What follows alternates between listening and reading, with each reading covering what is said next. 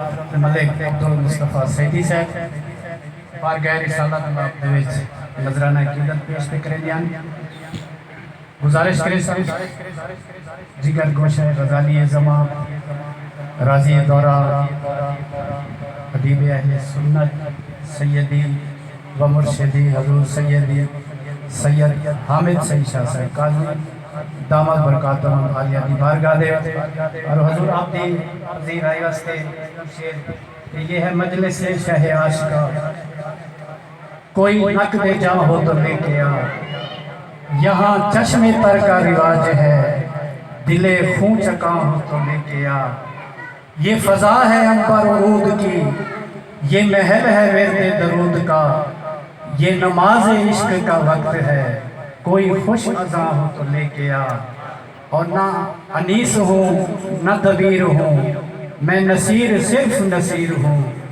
میری حرف نصر کو جاچنے کوئی نکتہ داں ہو تو لے کے آ نعرہ تکبیر نعرہ رسالت نعرہ خلافت نعرہ حیدری فیضان حضور غزالی زمان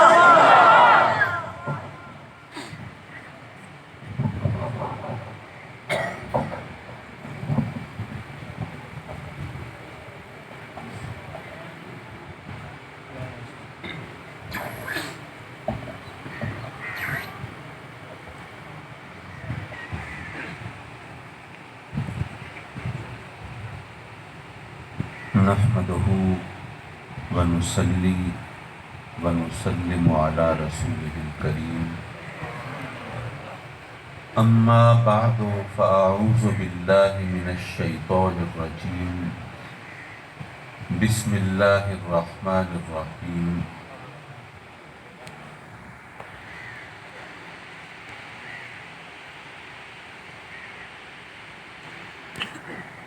فلا وربك لا يؤمنون حتى يحكموك فيما شجر بينهم ثم لا يجدوا في أنفسهم حرجا مما قضيت ويسلموا تسليما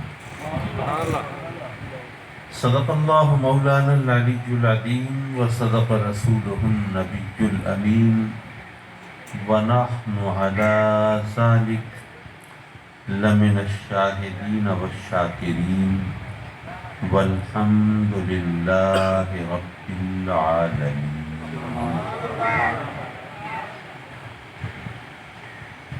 میر محفل جان محفل استاذ الاساتذہ حضرت علامہ مولانا فیض احمد صاحب سعیدی دامت برکاتہم العالیہ اور فاضل جلیل عالم نبی خطیب اہل سنت حضرت علامہ مولانا مفتی محمد احمد سعیدی صاحب دامت برکاتہم العالیہ اور فخر القرا حضرت علامہ قاری عبدالستار صاحب مہروی اور ذی وقار و ذی احتشام علماء کرام مہمانان گرامی اور حاضرین محفل، آپ نے بڑے شاندار خطابات سنے اور ظاہر ہے کہ اہل علم کی محفل ہے۔ علم کے نقطے، علم کے موتی آپ چنتے رہے، آپ سنتے رہے، اور آپ جانتے ہیں کہ محفل بنیادی طور پر استاذ العلماء مولانا فیض احمد صاحب سعیدی کے والد محترم و مکرم حضرت محمد بخش صاحب علیہ رحمہ کے سالانہ فاتحہ کے حوالے سے سجائی گئی ہے۔ اچھا، اگر آپ بر صغیر میں بزرگوں کے ناموں کا مشاہدہ اور مطالعہ کریں تو اسی سے پتہ چل جاتا ہے کہ یہاں پر لوگوں کے عقائد و نظریات کیا تھے اور ان کی سوچ کے زاویے کیا تھے۔ محمد بخش نبی بخش، پیر بخش، غلام نبی، غلام رسول، غلام حسین، غلام علی، غلام حسن، غلام فاطمہ، یہ تمام چیزیں بتا رہی ہیں کہ بر صغیر میں لوگوں کے عقائد کس طرح تھے۔ حد یہ ہے کہ وہ جو دوسرے عقیدے کے جو علماء کہلاتے ہیں، اکابر کہلاتے ہیں، ان کے اپنے والدین، ان کے اپنے اسلاف، ان کے نام بھی ایسے ہی ہیں۔ تو بعض اوقات بہت چھوٹی چیزیں ہوتی ہیں، وہ بتا دیتی ہیں، اور مجھے نہیں معلوم کہ میں نے ان بزرگوں کے سامنے یہ زاویہ نظر اس انداز سے پیش کیا یا نہیں کیا، لیکن بات ذرا اس انداز سے ہے تو چلیے دہراتا چلوں۔ دیکھیے، آپ میں سے بہت سے دوست تشریف فرما ہیں، کچھ لوگوں کی، بیشتر لوگوں کی زبان سرائیکی ہوگی، کچھ پنجابی بولنے والے بھی ہوں گے، کچھ اردو بولنے والے ہوں گے، ہو سکتا ہے کچھ سندھی بلوچی بولنے والے بھی ہوں۔ تو کوئی بھی بولی ہو، کوئی بھی زبان، وہ ہفتے دو ہفتے میں، مہینے دو مہینے میں، سال دو سال میں تو نہیں بن سکتی۔ 50، 100، 500، 1000، 2000 آدمی تو کوئی بولی نہیں بنا سکتے۔ کوئی بھی زبان ہو، وہ صدیوں تک لاکھوں کروڑوں افراد بولتے رہتے ہیں، پھر وہ معجزہ وجود میں آتی ہے۔ ہر زبان، ہر بولی۔ میں یہاں پر لسانیات پہ لیکچر نہیں دے رہا، لیکن میں صرف جو بات کہی تھی اس کی تائید کے لیے ایک نقطہ پیش کرنا چاہتا ہوں۔ اردو زبان یہ بر صغیر میں مسلمانوں کی زبان ہے۔ اس کی تاریخ کے بارے میں کہا جاتا ہے کہ جب مسلمانوں کی افواج نے بر صغیر کو فتح کیا تو مسلمانوں کی فوجوں میں عربی بولنے والے ہیں، فارسی بولنے والے ہیں، ترکی بولنے والے ہیں۔ اب جب انہوں نے یہاں پر فتوحات کا سلسلہ شروع کیا، اور ان کے حسن اخلاق کی وجہ سے اور اسلام کی اپنی صداقت کی وجہ سے جب لوگوں کے دلوں میں اسلام کی محبت نے گھر کیا، اور یہاں کے رہنے والے وہ مسلمان ہونے لگے، اور مسلمان ہونے کے بعد مسلمانوں کی فوج میں شامل ہونے لگے، تو اب ان لوگوں کی زبان ہندی ہے، سنسکرت ہے، اور پھر پنجابی اور سرائیکی زبانیں بھی پرانی زبانیں ہیں، قدیم زبانیں ہیں۔ تو یہ زبانیں بولنے والے جب مسلمانوں کے لشکر میں شامل ہوئے تو وہ ہیں عربی، فارسی، ترکی بولنے والے، یہ ہیں ہندی، سنسکرت، پنجابی، سرائیکی بولنے والے۔ اب درمیان میں ایک دوسرے کی بات کیسے سمجھیں، یہ کمیونیکیشن کیسے ہو، ایک دوسرے تک اپنا مدعا کیسے پہنچائیں؟ تو وہ جب سپاہی فوجی آپس میں مل کر بیٹھتے تھے تو باتیں کرتے تھے، تو کوئی لفظ کسی زبان کا، کوئی کسی زبان کا، کوئی کسی زبان کا، تو ایک ملغوبہ، ایک مکسچر تیار ہو گیا جس کو اردو کہا گیا۔ اردو لشکر کو کہتے ہیں، یہ لشکری زبان۔ مسلمانوں کے لشکر نے جب بر صغیر میں فتوحات کا سلسلہ کیا تو یہ ان لوگوں کی زبان تھی۔ یہی وجہ ہے کہ آپ دیکھیں کہ اردو بولنے والوں کا علاقہ تو انڈیا میں رہ گیا نا، دلی، لکھنؤ، حیدرآباد، دکن، یہ تو انڈیا میں رہ گیا۔ پاکستان میں تو کوئی اردو بولنے والوں کا علاقہ نہیں، لیکن اردو پاکستان کی قومی زبان ہے۔ کیوں؟ وہ اس لیے کہ مسلمانوں کی زبان سمجھی جاتی ہے، ان لوگوں کی زبان جنہوں نے یہاں اسلام کی آبیاری کی، اسلام کی بنیاد رکھی، اسلام کی ترویج و اشاعت کے لیے کلیدی کردار ادا کیا، یہ ان لوگوں کی زبان۔ تو کوئی بھی زبان صدیوں تک لاکھوں کروڑوں لوگ بولتے رہے تب نکھر کر سامنے آتی ہے۔ تو یہ جب مسلمانوں کی زبان ہے تو پتہ یہ چلا کہ بر صغیر میں جو مسلمانوں کے عقائد و نظریات ہیں وہ اس زبان میں جھلکتے اور چھلکتے ہیں۔ اب میں آپ کے سامنے ایک ضرب المثل، ایک پروورب، انگلش میں کہتے ہیں پروورب، وہ سناؤں آپ کو۔ حلوائی کی دکان پر دادا جی کی فاتحہ۔ ایسا ہوا کہ سڑک کے کنارے کوئی حلوائی کڑاہی رکھے مٹھائیاں تل رہا ہے۔ کوئی بندہ وہاں سے گزرا، اس نے دیکھا، اس نے ہاتھ اٹھا دیے، مولا ما حضرت تبرک کا ثواب میرے دادا کی روح پرفتو کو پہنچے۔ حلوائی کو غصہ ہے، یہ کیا مذاق ہے؟ تو نے اپنے دادا کے لیے ایصال ثواب کرنا ہے تو جیب ڈھیلی کر، پیسہ خرچ کر، مٹھائی خرید، اس پہ فاتحہ پڑھ۔ تو نے میری دکان پہ کھڑے ہو کے فاتحہ پڑھنا شروع کر دی، یہ کیا تماشا ہے؟ بہرحال دیکھنے والوں نے جب یہ منظر دیکھا تو یہ ان کو اتنا پسند آیا، اتنا اچھا لگا، یہ ان سے اتنے محظوظ ہوئے، لطف اندوز ہوئے کہ وہ پھر انہوں نے لوگوں کو، دوستوں کو بتایا، جو آدمی جہاں سے آیا تھا جا کر اپنے عزیزوں رشتہ داروں کو بتایا۔ اب یہ بات اتنی پھیلی، اتنی مقبول ہوئی کہ یہ اردو زبان کا حصہ بن گئی۔ لیکن پتہ چلا کہ بر صغیر میں اردو بنانے والے اور اسلام پھیلانے والے وہ باپ دادا کی فاتحہ دلوایا کرتے تھے۔ یہ بعد میں یہ سلسلہ شروع نہیں ہوا۔ میں اردو زبان کی لغت کی بات کر رہا ہوں۔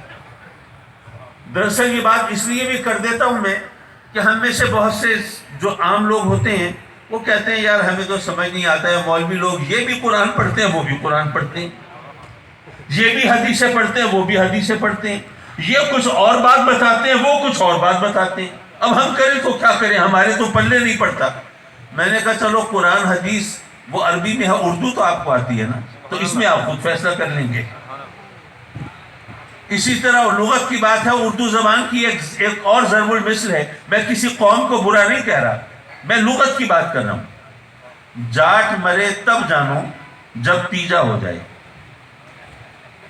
ایسا ہوا کہ کسی جاٹ قوم کے بندے کے بارے میں کسی نے افواہ اڑا دی کہ وہ بیچارہ دنیا سے رخصت ہو چکا، فوت ہو گیا۔ اب ظاہر ہے لوگوں کو پتہ چلا تو اس کی تعزیت کرنے آ رہے ہیں، فاتحہ پڑھنے آ رہے ہیں، تسلی دینے آ رہے ہیں، دلاسا دینے آ رہے ہیں، جیسے ہوتا ہے۔ اب جناب اس کے تیجے کا اہتمام ہو رہا ہے۔ اب وہ بندہ سچ مچ تو مرا نہیں تھا، وہ تو ایک افواہ تھی، وہ کہیں گیا ہوا تھا، وہ واپس آیا، دیکھنے والوں نے دیکھا کہ جس بندے کی ہم فاتحہ پڑھ چکے، تعزیتیں کر چکے، جس کے لیے آنسو بہا چکے، یہ تو زندہ سلامت چلا آ رہا ہے۔ تو کسی نے آوازہ کسا، یارو جاٹوں کا کچھ اعتبار نہیں، جاٹ مرے تب جانو جب تیجا ہو جائے، تیجے سے پہلے کہیں سے بھی پلٹ کے آ سکتا ہے۔ اب یہ بات بھی لوگوں کو اتنی پسند آئی، اتنی اچھی لگی، سینہ بسینہ اتنی پھیلی، اتنی منتقل ہوئی کہ اردو زبان کا حصہ بن گئی۔ لیکن پتہ چلا کہ یہ تیجا، دسواں، چہلم وغیرہ یہ ہماری کوئی بدعت نہیں ہے، یہ پہلے سے ہوتا چلا آیا ہے۔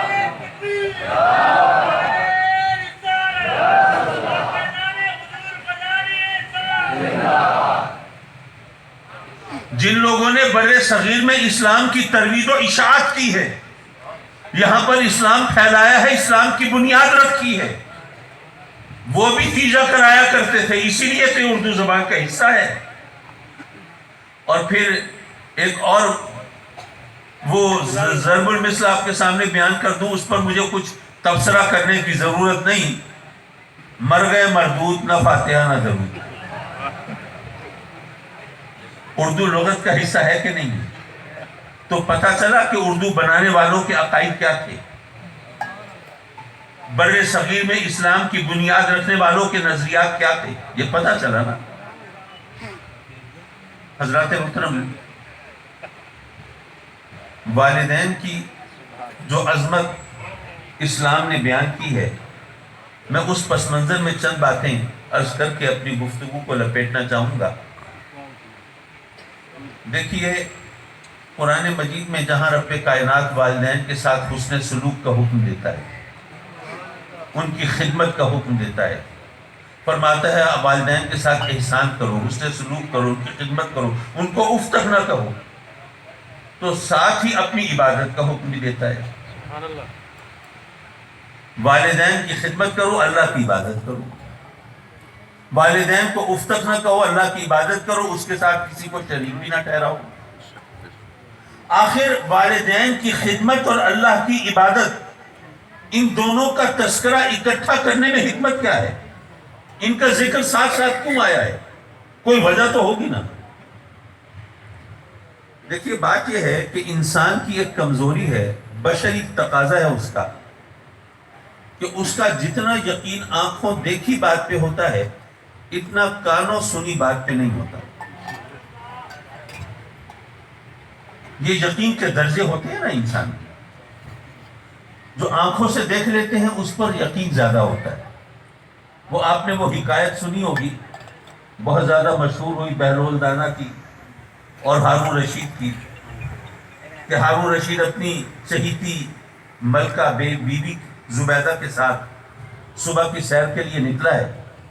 راستے میں بہلول دانا تشریف فرما ہے اور بیٹھے ہوئے وہ مٹی کے گھروندے بنا رہے ہیں. ہارون رشید نے دیکھا، اس نے کہا کہ یہ مجذوب آدمی ایسے ہی الٹی سیدھی حرکتیں کرتا رہتا ہے. تو آواز لگائے، ہاں بھائی بہلول کیا کر رہے ہو؟ کہا کہ جنت کے محل بنا رہا ہوں. اچھا جنت کے محل بنا رہے ہو، بنا کے کیا کرو گے؟ بیچوں گا. جنت کے محل بیچو گے؟ کتنے کا ایک ہے؟ جی 10 درہم کا. اب وہ ہنسا، جنت کا محل 10 درہم کا مل رہا ہے، واہ بھائی واہ. ہنس کے آگے بڑھ گیا. ملکہ زبیدہ رک گئی، 10 درہم دیے اور ایک گھروندا خرید لیا. ہارون رشید نے اس کو کچھ کہا سنا بھی صحیح کہ ایک مجذوب کی باتوں میں تم آ جاتی ہو، الٹی سیدھے کام کرتی ہو. یہ 10 درہم کہیں کسی اور کو دے دیتی، کسی کے کام تو آتے. اس نے تو لیے اور جناب ندی میں پھینک دیے، کسی کے پلے بھی نہیں پڑے.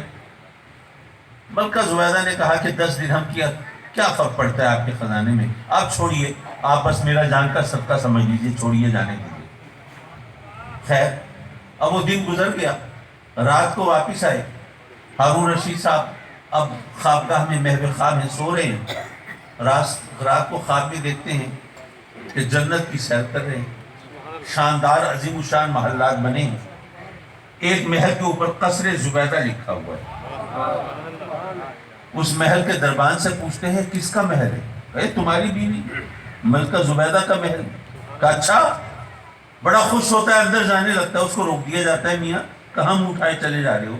یہ جنت ہے، یہاں پر مالک مالکن کی اجازت کے بغیر کوئی دوسرا نہیں جا سکتا. وہ رشتے وہاں چھوڑ آئے ہو.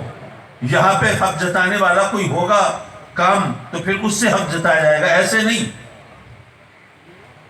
اتنے میں اس کی آنکھ کھل گئی. اب وہ سارا نقشہ آیا ذہن میں. بہلول دانا سے ملکہ نے محل خریدا تھا. اب آنکھوں سے نیند لوٹ گئی. اب بے چین ہے کہ کسی طرح سورج نکلے، صبح کی سیر کے لیے چلے اور وہ محل میں بھی خرید لوں. اب جناب وہ اٹھے ہیں، چلے ہیں. بہلول راستے میں بیٹھے ہیں، گھرودے بنا رہے ہیں. بادشاہ نے گزشتہ روز کی طرح پھر آواز لگائی، بہلول کیا ہو رہا ہے؟ محل بنا رہا ہوں جنت کے. اچھا بنا رہے ہو، پھر کیا کرو گے؟ اب بیچوں گا. سب بیچو گے؟ کتنے کا؟ کہا جی 10 لاکھ دینار کا. کل تو 10 درہم کا تھا، ایک ہی رات میں اتنی قیمت چڑھ گئی. وہ درہم اور دینار کا فرق وہ کم نہیں ہوتا. درہم چاندی کا ہوتا ہے، دینار سونے کا ہوتا ہے، اور وہ 10 درہم تھے، یہ 10 لاکھ دینار ہو گئی. یہ کیا معاملہ ہے؟ تو بہلول نے کہا کہ کل جنہوں نے خریدا تھا وہ بغیر دیکھے خریدا تھا، آج جو آئے ہیں وہ دیکھ کے آئے ہیں.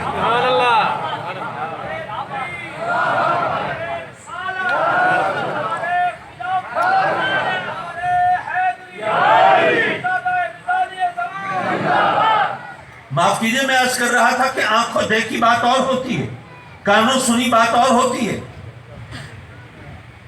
ایک عام آدمی کے لیے یہ مسئلہ تو ہوتا ہے، لیکن یاد رکھیے انبیاء کے لیے مسئلہ نہیں ہوتا. ان کے ایمان میں اس طرح فرق نہیں پڑتا. وہ اس لیے کہ ان کے کہنے پر، ان کی ترغیب پر تو دوسروں نے ایمان لانا ہے. اگر ان کے ہاں اپنے ایمان میں کوئی کسر ہوگی تو دوسروں کے لیے یقین کے دروازے کیسے کھولیں گے؟ اچھا یہاں پر ممکن ہے علماء کرام تشریف فرما ہے تو علم اور عقل جو ہے وہ چٹکی تو لیتی ہے نا.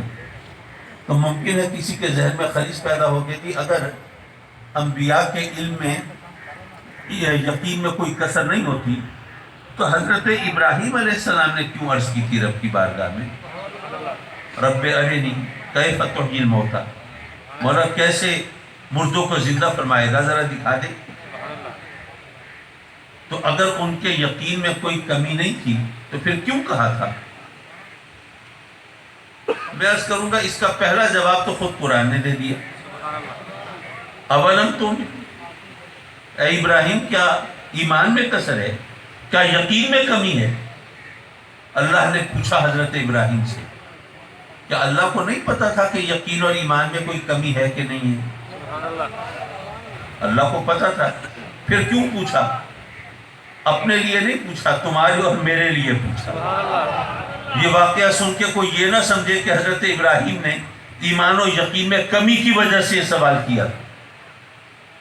جواب تو مل گیا لیکن شک ابھی بھی باقی ہے. انہوں نے کہا تو تھا نا ولا یطمئن ولکن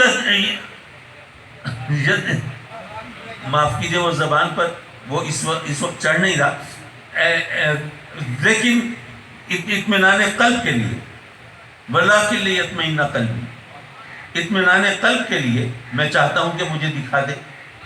تو انہوں نے جب یہ کہا کہ اطمینان قلب کے لیے دکھا دے تو پھر کوئی کسر ہوگی تو کہا تھا نا، ورنہ کیوں کہتے؟ میں عرض کروں گا کہ حضرت ابراہیم کی شان یہ ہے کہ ان کی سیرت اور ان کی عظمت پر کہیں کوئی اعتراض ہوتا ہو تو کہیں دور سے جواب لانے کی ضرورت نہیں پڑتی، ان کی اپنی سیرت میں اس کا جواب موجود ہوتا ہے. وہ کیسے؟ دیکھیے جب نمرود نے آگ دہکائی، الاؤ بھڑکایا، حضرت ابراہیم کو معاذ اللہ اس میں جھونکنا چاہتا ہے، تو وہ واقعہ بڑا طویل ہے، جس طرح کتابوں میں آیا ہے اس طرف جاؤں تو ساری تقریب اسی کی نظر ہو جائے گی. بہرحال جبریل امین حاضر ہوتے ہیں حضرت ابراہیم کی بارگاہ میں. اے اللہ کے خلیل کوئی حاجت ہو بیان کریں، کوئی حکم ہو فرمائیں کہ آگ بجھائی جائے، کیا جان بچائی جائے. حضرت ابراہیم نے کیا جواب دیا؟ فرمایا کہ جبریل میری تجھ سے کوئی حاجت نہیں. سبحان اللہ. آپ نے کبھی غور کیا؟ آپ کو بھی پتہ ہے، مجھے بھی پتہ ہے، اور ہم سب سے پہلے حضرت ابراہیم جانتے ہیں کہ رب کائنات نے اپنے محبوبوں کی مدد کرنی ہوتی ہے تو جبریل کی ڈیوٹی بھی لگا دیتا ہے. سبحان اللہ. حضرت اسماعیل علیہ السلام کی گردن پہ چھری تھی، اللہ نے جبریل علیہ السلام کو بھیجا تھا. حضرت یوسف علیہ السلام کو کنویں میں ڈالا گیا تھا تو جبریل کی ڈیوٹی لگی تھی نا. تو حضرت ابراہیم کیا یہ خیال نہیں کر سکتے تھے کہ اللہ نے بھیجا ہوگا جبریل کو میری جان بچانے کے لیے، آگ میں جھونکنے سے محفوظ رکھنے کے لیے؟ تو فوراً فرما دیتے کہ بھائی مجھے اس آگ سے بچاؤ، یہاں سے لے کے چلو. لیکن نہیں، آپ نے گویا یہ فرمایا کہ اے جبریل اگر تو ہمارے پاس اللہ کی طرف سے احکام لاتا ہے، پیغام لاتا ہے، وحی لاتا ہے، تو یہ خیال مت کرنا کہ اگر تو یہ ڈیوٹی انجام نہیں دے گا تو ہم اللہ کے احکام سے بے بہرہ رہیں گے، بے خبر رہیں گے، ہم کار نبوت انجام نہیں دے سکیں گے، ہم اللہ کا پیغام اللہ کے بندوں تک پہنچا نہیں سکیں گے، ہمیں پتہ ہی نہیں چلے گا. ہم اللہ کے نبیوں کو سب پتہ ہوتا ہے، تیری ڈیوٹی لگتی ہے صرف تیری عزت افزائی کے لیے، ورنہ ہم جانتے ہیں اے جبریل اگر اس وقت تجھے اللہ نے بھیجا ہوتا تو ابراہیم کون تھا انکار کرنے والا؟ لیکن ہم جانتے ہیں کہ نہیں، اس وقت اللہ کا بھیجا ہوا نہیں آیا، اپنی مرضی سے آیا ہے. جب اپنی مرضی سے آیا ہے تو ابراہیم کی تجھ سے کوئی حاجت نہیں. اچھا یہاں پر ایک بات اور بھی کرتا چلوں. جب یہ معراج کا جلسہ ہوتا ہے تو یہ علماء خطاب فرماتے ہیں اور بتاتے ہیں کہ جب میرے آقا کریم حضور علیہ الصلوۃ والسلام سدرۃ المنتہا پر پہنچے تو جبریل امین تو وہاں کھڑے ہو گئے. آقا کریم نے فرمایا تقدم یا جبریل، چلو نا آگے، قدم بڑھاؤ. عرض کی آقا میری حد اور بس تو یہیں تک تھی، آگے بڑھا بال برابر تو جل کے خاک ہو جاؤں گا. آقا کریم نے فرمایا اچھا جبریل تم تو آگے نہیں جا سکتے پر مجھے تو جانا ہے نا، تو چلو تمہاری کوئی حاجت ہو تو بیان کرو. علماء فرماتے ہیں کہ دراصل میرے آقا کریم جبریل کے احسان کا بدلہ اتار رہے ہیں. سبحان اللہ. جبریل کے احسان کا بدلہ اتار رہے ہیں کہ اے جبریل کل میرے جد امجد سے، میرے دادا سے، حضرت ابراہیم سے تو نے کہا تھا کوئی حاجت ہو بیان کر. انہوں نے تو معذرت کر لی تھی، تجھ سے کوئی حاجت نہیں، لیکن تو نے تو احسان چڑھا دیا تھا نا، صحیح میں تو ہر خدمت کے لیے حاضر، تو نے تو اپنی خدمات پیش کر دی تھی، تو نے احسان چڑھا دیا تھا، تو آج میں تجھ سے پوچھتا ہوں جبریل تیری کوئی حاجت ہو تو بیان کر۔ اچھا میں سوچنے لگا کہ یہ بھی عجیب معاملہ ہے، وہ خدمت جو قبول نہیں ہوئی، حضرت ابراہیم علیہ السلام نے معذرت کر لی، تجھ سے کوئی حاجت نہیں، جو خدمت قبول نہیں ہوئی اس احسان کا بدلہ تو میرے آقا کریم اتار رہے ہیں، اور جبریل جو روز ڈیوٹی انجام دیتے ہیں، اللہ کی طرف سے پیغام لاتے ہیں، وحی لاتے ہیں، خدمت انجام دیتے ہیں، نبی اور اللہ کے درمیان رابطے کی ڈیوٹی انجام دیتے ہیں، اس کا کوئی ذکر ہی نہیں، جو ڈیوٹی روز انجام دیتے ہیں اس کا ذکر نہیں، جو قبول نہیں ہوئی اس کا احسان اتارا جا رہا ہے، یہ کیا بات بنی؟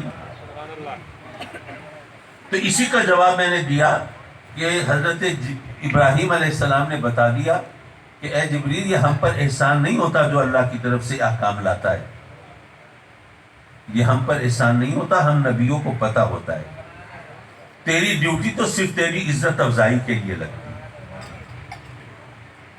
اچھا میرے آقا کریم نے جب فرمایا جبریل سے کوئی حاجت کو بیان کر، جبریل نے کیا جواب دیا؟ سبحان اللہ۔ کیا یہ کہا سرکار آپ بھی کمال کرتے ہیں، آج اتفاق سے یہاں آپ تشریف لائے ہیں اور مجھ سے کہہ رہے ہیں کوئی ڈیوٹی کوئی حاجت کو بیان کروں، میرا تو روز کا آنا جانا ہوتا ہے۔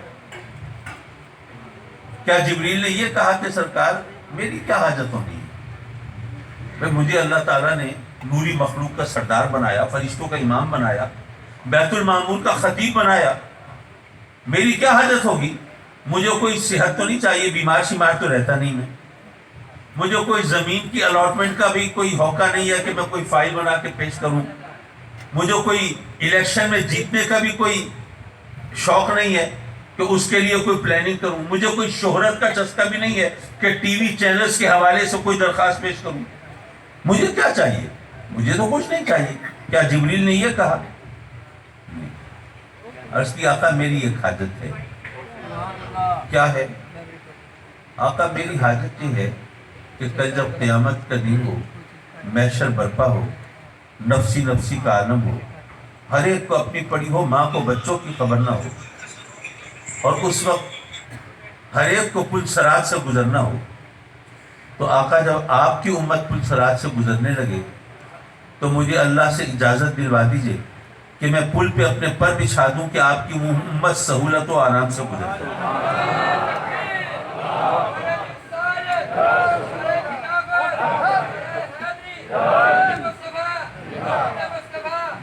اچھا آپ ماشاءاللہ بعض لوگ ہیں نعرے لگاتے ہیں، سبحان اللہ کے ڈونگرے برساتے ہیں، میری ذہن کی ساخت ایسی ہے میں اگر مگر چون چرا کے چکر میں پھنسا رہتا ہوں۔ میں سوچنے لگا مولا یہ عجیب مسئلہ ہے، جبریل کہہ رہے ہیں یہ میری حاجت ہے، آقا کریم کی بارگاہ میں عرض کرتے ہیں آقا یہ میری حاجت ہے، کل جب قیامت کے دن آپ کی امت گزرنے لگے پل صراط سے تو مجھے پل پر بچھانے کی اجازت مل جائے۔ پھر آپ بھی سوچئے کہ جبریل کی کون سی حاجت پوری ہو رہی ہے؟ سبحان اللہ۔ تو کوئی حاجت پوری ہو رہی ہے تو ہماری، کوئی مشکل آسان ہو رہی ہے ہماری، کوئی مسئلہ حل ہو رہا ہے تو ہمارا۔ اگر جبریل نے اس کو اپنی حاجت قرار دیا بھی ہے تو انہوں نے تکلفاً کہہ دیا ہوگا کہ آقا کریم پوچھ رہے ہیں جبریل کوئی حاجت ہو بیان کر، اگر جبریل کہہ دیتے نہیں جناب بڑی مہربانی بہت شکریہ صحیح میری تو کوئی حاجت نہیں، تو پھر یہ تو بڑا عجیب لگتا، ذرا بے نیازی کا مظاہرہ ہو جاتا۔ لیکن آقا کریم کی بارگاہ میں تو نیاز مندی کرنی تھی، تو اس لیے انہوں نے گویا اپنی طرف سے گھڑ کے یہ حاجت بیان کر دی، ورنہ ان کی جبریل کی کون سی حاجت پوری ہو رہی ہے؟ حاجت تو ہماری پوری ہو رہی ہے۔ یہ بات نہیں ہے، اس کو ذرا ایک اور زاویے سے سمجھیے۔ میرے آقا کریم نے پوچھا جبریل کوئی حاجت کو بیان کر، جبریل نے گویا یہ عرض کی کہ آقا مجھے کوئی صحت نہیں چاہیے، دولت نہیں چاہیے، حکومت نہیں چاہیے، مجھے اور تو کچھ نہیں چاہیے، لیکن میں سب کچھ صحیح، فرشتوں کا سردار صحیح، نوری مخلوق کا امام صحیح، بیت المعمور کا خطیب صحیح، مجھے اور کچھ نہ چاہیے ہو، لیکن اللہ کی رضا تو مجھے بھی چاہیے نا۔ سبحان اللہ۔ اللہ کو راضی کرنا تو میری بھی حاجت ہے، اور آقا مجھ سے بہتر کون جانتا ہے کہ اللہ کو راضی کرنا ہو تو پہلے آپ کو راضی کرنا ہوتا ہے۔ اب آپ کو راضی کروں تو کیسے کروں؟ آپ تو وہاں جا رہے ہیں جہاں میرے بھی پر جلتے ہیں، آپ کی پہنچ تو وہاں ہے جہاں میری رسائی نہیں ہے، تو آقا اب آپ کو راضی کیسے کروں؟ لیکن مجھے پتا ہے کہ آپ کو اپنی امت سے بڑا پیار ہے۔ ولادت کے وقت بھی امت کی مغفرت کی دعائیں تھی۔ آقا آپ کو اپنی امت سے بڑا پیار ہے، تو اگر آپ کی امت کے کام میں آؤں گا تو آپ راضی ہو جائیں گے، اور آپ راضی ہو جائیں گے تو رب راضی ہو جائے گا، اور رب کو راضی کرنا یہ مجھ جبریل کی بھی حاجت ہے۔ حضرات مکرم، بات سے بات نکلتی چلی جاتی ہے اور بہت دور پہنچ جاتی ہے، میں ذرا پھر پلٹ کے آؤں۔ سوال یہ تھا کہ جناب یہ والدین کی خدمت اور اللہ کی عبادت، ان دونوں میں قدر مشترک کیا ہے؟ ان کا ذکر اکٹھا کیوں ہے؟ رب کائنات نے گویا یہ فرمایا کہ اے میرے بندو، میں تمہارا خالق ہوں، تمہیں پیدا کرنے والا میں ہوں، لیکن یہ تم نے سنا ہے کہ میں تمہارا خالق ہوں، لیکن تمہارا تجربہ اور مشاہدہ تمہیں یہ بتاتا ہے کہ بچے کی تخلیق والدین کے ذریعے عمل میں آتی ہے۔ اب تم نے سنا ہے کہ خالق میں ہوں، اور تمہارا تجربہ مشاہدہ بتاتا ہے کہ تمہاری تخلیق تمہارے والدین کے ذریعے ہوئی، تو اے میرے بندو، جن کو تم اپنے علم یقینی کی بنیاد پر، اپنے تجربے اور مشاہدے کی بنیاد پر اپنی تخلیق کا ذمہ دار سمجھتے ہو، اگر ان کی خدمت نہیں کرو گے تو جس کے بارے میں صرف سنا ہے کہ وہ تمہارا خالق ہے، پھر اس کی عبادت کیسے کرو گے؟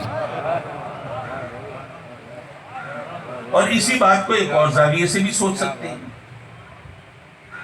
اللہ نے گویا فرمایا کہ اے میرے بندو، تمہارا رب میں ہوں، تمہارا پالنے والا میں ہوں، لیکن یہ تم نے سنا ہے کہ تمہارا پالنے والا میں ہوں۔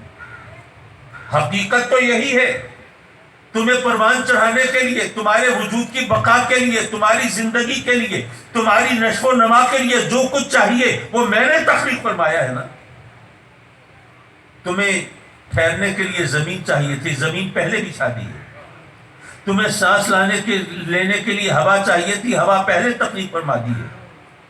تمہیں تمہاری پیاس بجھنے کے لیے اور تمہاری زندگی کے عمل کو آگے بڑھانے کے لیے پانی کی حاجت تھی، میں نے پانی ٹھاٹھے مارتا پہلے پیدا کر دیا ہے۔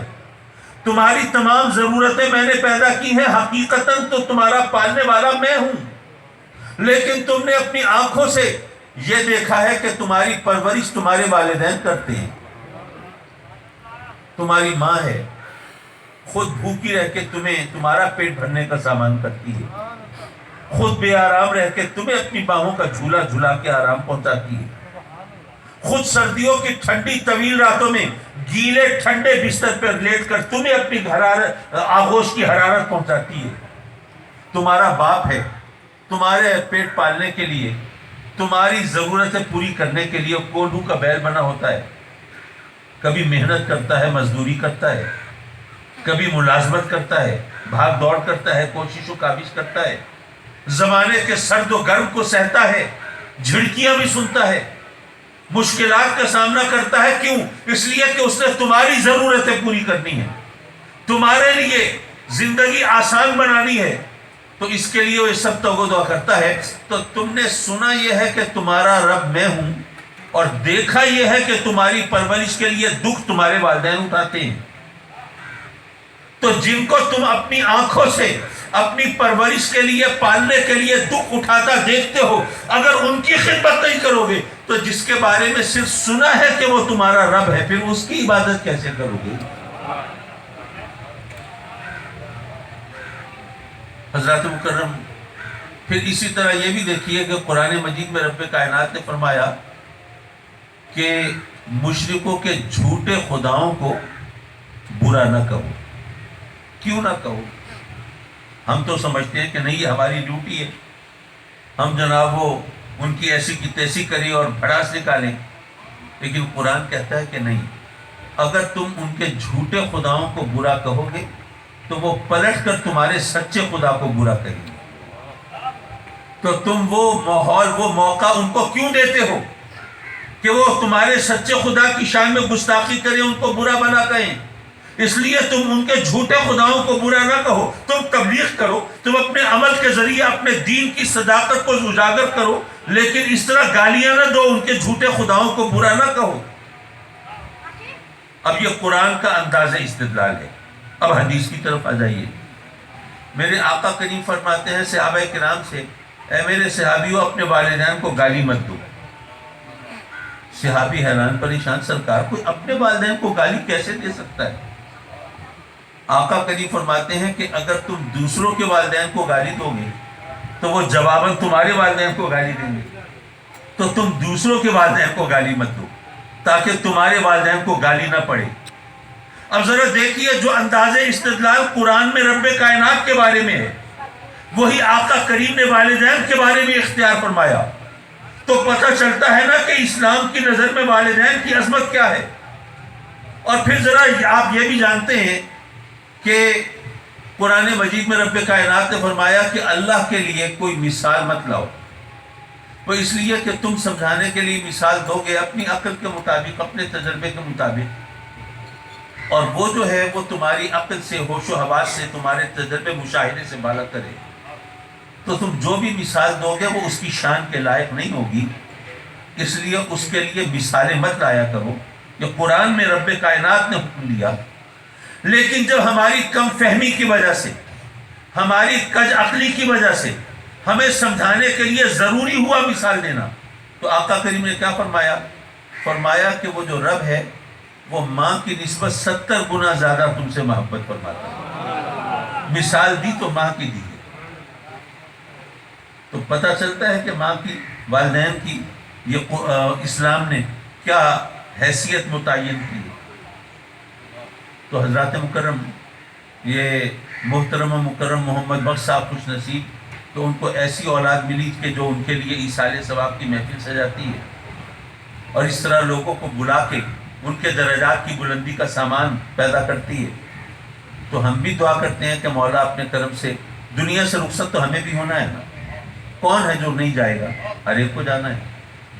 جب ہمیں بھی دنیا سے رخصت ہونا ہے تو مولا ہماری اولاد کو بھی توفیق دینا, وہ ہمارے لیے بھی اسی طرح کوئی ایصال ثواب کی صورت بنائیں, ہماری قبر کو ٹھنڈا کرنے کا سامان کریں, رب کی رحمتوں کے نزول کا کوئی بہانہ بنائیں. حضرات مکرم, یہ تو مدرسہ بھی ہے الحمدللہ, جہاں پر عقیدے کی اصلاح بھی ہوتی ہے, ایمان کی حفاظت بھی ہوتی ہے. یہ تمام چیزیں ہیں اور یہ یقیناً ان کے درجات کی بلندی کا سبب ہے. آخر میں صرف نصیحت کے طور پر ایک بات میں کہتا چلوں, کیونکہ ایسے مواقع پر کوئی نصیحت ضرور پلے باندھ کے جانی چاہیے. آج کل ماحول ایسا بن گیا ہے, کسی کو روکے نا, کوئی رشوت لے رہا ہو اس کو منع کریں کہ یار الراشی والمرتشی فی النار. تو تمہیں پتہ ہے, ہر ایک کو پتہ ہے اللہ آقا کریم کے اس فرمان کا, تو تم رشوت نہ لو. وہ کہتے ہیں یار میں اگر نہیں لوں گا تو کوئی اور لے لے گا. کیا ماحول ٹھیک ہو جائے گا؟ کیا رشوت ستانی ختم ہو جائے گی؟ میں اگر برائی سے باز رہوں گا تو کیا ماحول سنور جائے گا؟ کیا برائی کا خاتمہ ہو جائے گا؟ کیا ہر طرف نیکی پھیل جائے گی؟ تو بھائی یہ بہتی گنگا میں سب ہاتھ دھو رہے ہیں, ہم بھی دھو رہے ہیں, کوئی کیا فرق پڑتا ہے؟ ایسا عام طور پر آپ کو بھی جواب سننے کو ملتا ہوگا. ایک حکایت ہے کہ جب نمرود نے آگ دہکائی حضرت ابراہیم علیہ السلام کو معاذ اللہ نظر آتش کرنے کے لیے, تو بہت بڑی آگ تھی, پرندے اس آگ کے اوپر سے گزر نہیں سکتے تھے, شعلوں کی بلندی کا عالم یہ تھا. تو ایک بلبل چونچ میں پانی لے کے چلی آگ بجھانے کے لیے. دنیا ہنسی, بے وقوف پاگل, عقل سے بالکل پیدل, یہ چونچ میں پانی لے کے جا رہی ہے وہ آگ بجھانے کے لیے, جہاں پر بالٹیوں کی بالٹیاں انڈیل دیں تو پتہ نہ چلے. تو اس بلبل نے جو جواب دیا وہ شاید ہم سب کے لیے مشعل راہ ہے. اس نے کہا کہ میں بے وقوف نہیں ہوں,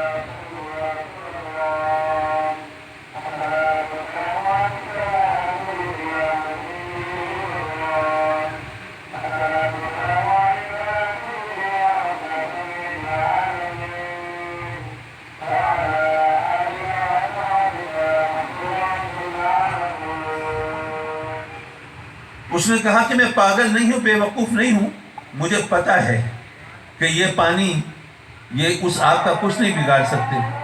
چلیے اذان ہو جائے پھر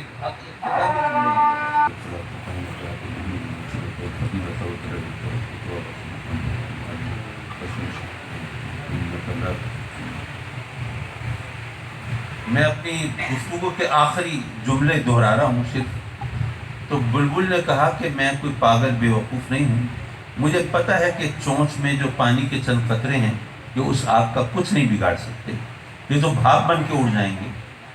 لیکن بات یہ ہے کہ پھر فہرست بنے گی وہ کون تھے جو آگ لگانے والے تھے اور وہ کون تھے جو آگ بجھانے والے تھے.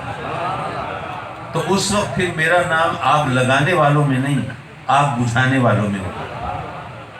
تو یارو اگر تم برائی سے بچو تو ممکن ہے ماحول میں تبدیلی نہ ہو، ممکن ہے حالات بہتر نہ ہو. ویسے تو ہمارا یقین ہے چراغ سے چراغ جلتا ہے اور نیکی کا فائدہ ہوتا ہے، لیکن چلو ایک لمحے کو فرض کر لیا کہ برائی اسی طرح چلتی رہے گی، حالات اسی طرح خراب رہیں گے، اسی طرح رشوت ستانی رہے گی، اسی طرح حرام خوری رہے گی، اسی طرح گناہوں کی دلدل میں لوگ پھنسے رہیں گے.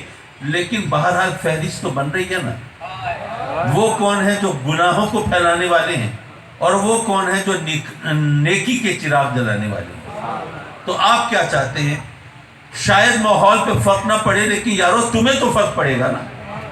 تو اپنا فائدہ سوچو، تجھ کو پرائی کیا پڑی، اپنی نہ بیڑ تو. وآخر دعوانا ان الحمدللہ.